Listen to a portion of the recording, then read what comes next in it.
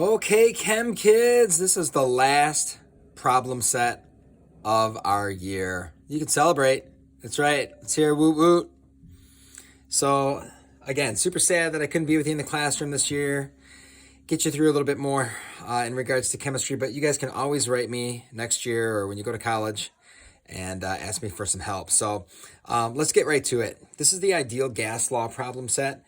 And the ideal gas law is the gas law that you will definitely talk about in college chemistry. You'll notice that you will have a conversation about ideal gases and then real gases. And you probably saw that in the two videos that I gave you to watch yesterday. You'll notice over here that the ideal gas law, or the equation for it, is PV equals nRT. And over here, P obviously stands for pressure, and that pressure can be in PSI, atmospheres, kilopascals. Of course, volume is in liters. It has to be in liters. N stands for moles. R is a constant we'll talk about in a little bit. And then T is temperature, of course, and that has to be in Kelvin, okay? So whenever you're dealing with gas laws and temperatures, you're going to want to put that temperature in Kelvin. Again, just a reminder, STP is standard temperature and pressure, which is always going to be 0 degrees Celsius and 1 atmosphere, okay? Or if you were looking at a different unit of pressure, it would be 760 millimeters of mercury, or torr, it's the same thing, or 101.3 kilopascals, right? Pressure, again, these are the units that I just went over. And let's take a look at how to solve for R. Let's talk about this R constant, all right? It says solve for the ideal gas law constant R and apply the correct label to it. Set all of the values P, V, T, and N to STP, and then find out what R should be, all right? So find R using atmospheres, find R using kilopascals, find what R would be when using the different units of pressure. So let's take a look at this. I've already gone through these, so you don't have to sit here and watch me write, okay? And let's just look at how I would solve for the constant R when we're using atmospheres. So if I take the PV equals nRT equation and I rearrange it to solve for R, you'll notice that R equals PV over NT. So if you look over here, you can see, all right, well, my pressure is going to be 1 atmosphere when we're at STP, okay? And of course, when we're at STP, we're talking about 22.4 liters of gas. And of course, at STP, 22.4 liters of gas is 1 mole of gas. And of course, if we're at STP, that gas is going to be 273 Kelvin. If I solve for R, I get 0.082. And if you look really close here, that's atmospheres times liters over moles times Kelvin. Now, that unit is really important, and that's why this is a constant. Because when I throw this constant into our equation, all those units are going to cancel out except for the one we're trying to solve for. So maybe we're trying to solve for temperature, T. Well, then we'll be left with Kelvin. Or if we're trying to solve for pressure, right, we might be left with atmospheres. And so you'll see what that looks like in just a little bit. Let's take a look at solving for R when we're trying to solve for or use kilopascals, okay? And I'll show you both millimeters of mercury and kilopascals at the same time. So let's take a look real quick there. You'll notice here when we're solving for R using kilopascals, the same numbers or quantities are placed in for the different variables that we have for, of course, volume, temperature, there's moles, and now, of course, if our pressure is in kilopascals, it's 101.3. That gives us an R value of 8.3. Look here, you'll see it's actually 8.31 kilopascals per liter, times liters per mole times Kelvin. The same is true when we're solving for R using millimeters of mercury. Again, same exact amount of pressure, but because we're using a different unit, we have a different quantity. It's like if I was going to measure your height, I could measure it in feet or inches or centimeters. Of course, the numbers would be different. The height would be the same, but the numbers are different because I'm using different units, centimeters, inches, and feet. The same is true here for these pressures that you see, okay? Same exact pressure at sea level, just a different number because of the different unit. So again, when we solve for R, you'll notice that if the problem gives us, and you're going to see this in a little bit, the pressure in millimeters of mercury, we would choose to use this number for R.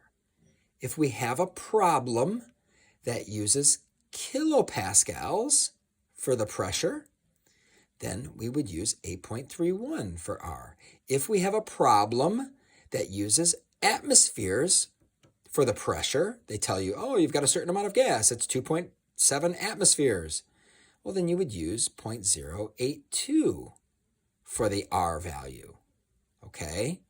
So knowing which R to use is very important. You wouldn't want to use the R value for kilopascals if the P, the pressure that you were putting in, was not in kilopascals. All right, so those two have to match. It's very important that you remember that. All right, so let's take a look at a problem. Number 2, and you should have this in front of you so you can follow along. Let's take a look at this one together.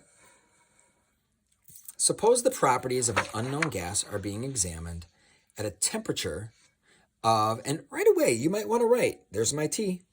I put a little T there. I know it might not look like it. And 740 millimeters of mercury. You need to ask yourself right away, what is that? Is that moles? No. Is that temperature? No, we just found temperature. It's over here. Is that the R value? No, you have to choose the R value. That's not going to be the R value. Well, is that going to be my volume? No. You need to recognize that millimeters of mercury is a pressure. So I put a P right there. There's my pressure. And it's found that the mass of 1 liter of gas, so boom, there is my volume, is 4.62 grams under these conditions. Determine the molecular weight. Now you've seen this before. Problems where you have to find the molecular weight. And you have to remember that the molecular weight of a gas or anything is always measured in grams per mole. Grams per mole, grams per mole. So since the problem gives us grams, woohoo, thank you, you gave me grams, I need to solve for N moles. Because then I can take my grams that the problem gives me and I can divide by the moles that I found by using the PV equals nRT equation. And of course, you need to be good at rearranging this equation here to solve for N. So you can see that I've done that. And you guys are all good at algebra, right? You've learned how to rearrange equations. So I'm going to take the RT and stick it underneath the PV. And that's what I've done here, you'll notice. And I think it would be very wise and helpful for you to write the units next to your numbers so that you can see actually how this works out. It helps with your understanding. You just start writing numbers in there and then you get a number. You don't even know what you just found. So look and see. I put my pressure here. There's the millimeters of mercury. I put my volume here. There's my liters. I put my R value here and I threw in all of the units that are associated with it. I put my temperature here and boom, there you go. Now watch. Kelvin cancels out with Kelvin. Liters cancels out with liters.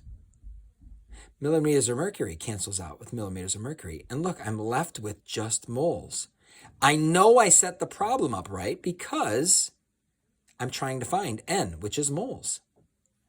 So once I find N, right, by going 740 times 1, you don't have to do that obviously, divided by 6.42, divided by 301, unless you put both of these in parentheses.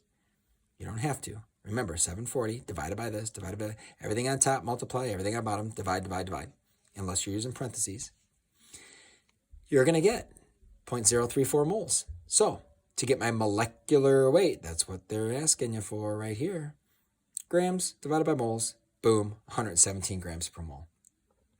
There's actually a lab that unfortunately we're not going to be able to get to, where you weigh a gas. You literally weigh it. And you get how many grams of gas you have, and you can figure out how many moles you have. You can find the molecular weight of the gas. It actually comes out to 44, and you realize, oh, CO2 equals 44 grams per mole. You actually made CO2 gas. Now, we know that we made CO2 gas. It's a lab where we take those white landscaping rocks. Maybe you've seen those. They're real chalky, and we throw them in some acid, and they start bubbling, and we make this stuff, CO2. And then we weigh the gas, and we get 44 grams per mole. It's really cool, right? Some of it comes out to 42. Some people get 46. It's super close, but that's how we would use this problem right there. This is basically a lab right here. That's it. One problem. All right? And you may see that someday in a college chem class. Maybe I'll even ask you about it on the last test we have. All right, last quiz. So you'll do well on that now. Let's take a look at this last two problems. Oh man, it's such a sad thing. I'll be able to teach you anymore. Problem sets. All right, here we go. I know, I got you guys rolling your eyes. That's the intent. All right, let's take a look at this one. Number 3. I hope I see you guys just roaming around summer. See you downtown, give you a wave, see you at McSaba. I just want to see you guys having fun. Here we go. Maybe I'll see you working. How many grams of chlorine gas? Hey, what's the formula for chlorine gas? What's the formula for chlorine gas? Remember, Cl2. Anytime you have those gases over there on the right-hand side of the periodic table, O2, N2, Cl2, I2, all right? So how many grams of chlorine gas are contained in 5 liters? There's my V. At 20 degrees Celsius, there's my T. Don't forget, we have to put it in Kelvin. And 600 millimeters of mercury. Boom, there's my pressure. And I have to use the R value that is appropriate for millimeters of mercury. So if I've got pressure, volume, temperature, my R value, the only thing I don't have, of course, is moles. This is a little bit different. I'm not being asked for molecular weight. So I've got to find moles so that, as you can see, I can get to grams. All right? And if you look here, I've rearranged my equations to solve for N. I got 0.164 moles of Cl2 gas, and I have 71 grams of chlorine at, well, that's the molecular mass of chlorine, or the molar mass of chlorine. Chlorine by itself would be 35.5 if you look at your periodic table, and so that's just two 35.5s. I have this crossed out. What is the correct answer? Looks like it's 11.6 grams of chlorine, and that's Cl2. If you could just scoot that over there, you'll see. Okay, must have made a mistake there and corrected it. Double check that calculation. Make sure that you know how to work through that on your calculator. Let's solve for something other than moles. Solving for N's getting boring. All right, let's solve for T. Look at number 4. What temperature must, and you can do so much with this equation. You can figure out all kinds of stuff, guys. I'm serious. Like, this is a pretty cool equation. It really is. Hashtag nerd. All right, here we go. All right, it's cool being smart. You guys are so smart. I'm going to miss your smartness.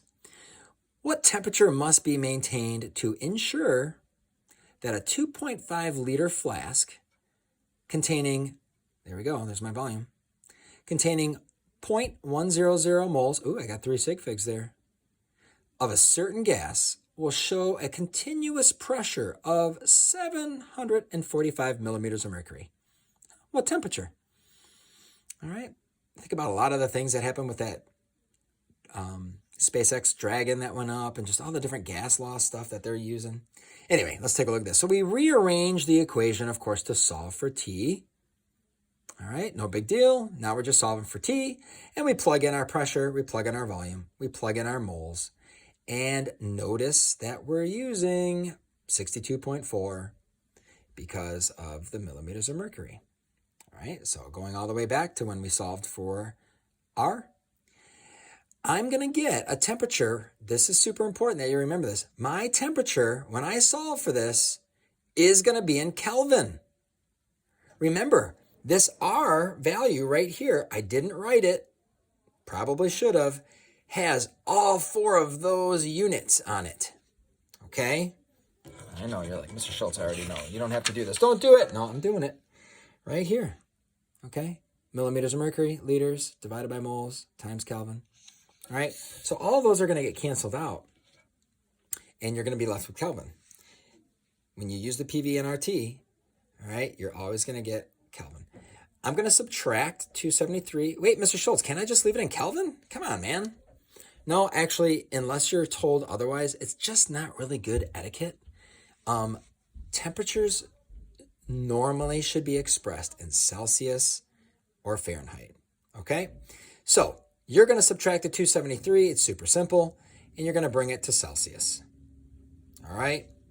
With that being said, that is how you do the very last problem set of the year, which is the ideal gas equation problem set. Yes, we probably would have had a few others.